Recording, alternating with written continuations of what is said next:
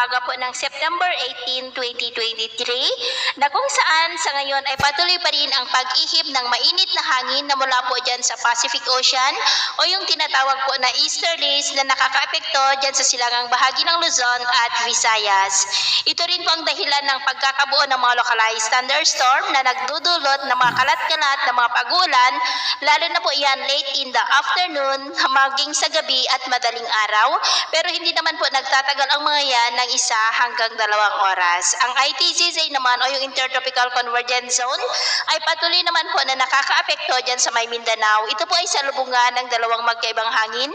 na mula sa northern at southern hemisphere at tinagurian rin po yan na breeding ground ng mga sama ng panahon. At gaya po ninyong nakikita within that ITZZ ay may LPA na nga po na nabuo at kung lalakas pa yan ay maging bagyo at ito naman ang pinapakita ng forecast model natin pong ginagamit hanggang sa susunod na 2 linggo. At sa lagay po ng ating panahon,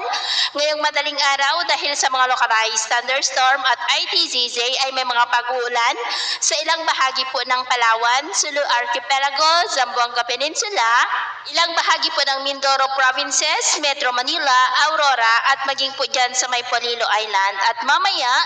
ay sisikat ang araw sa malaking bahagi ng ating bansa maliban lamang po sa mga tsansa ng maulap na kalangitan with isolated light rains dyan sa may Palawan, Sulu Archipelago at Zamboanga Peninsula.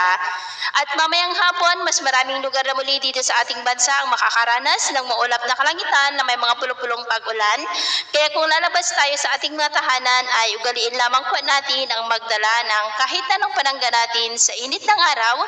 at proteksyon na rin po sa mga biglaang buhos ng ulan. At sa atin naman pong mga baybayin, wala naman po tayong nakataas na namang gale warning signals pero iba yung pag-iingat lamang po kung papalaot tayo para mas makaiwas sa mga sakuna.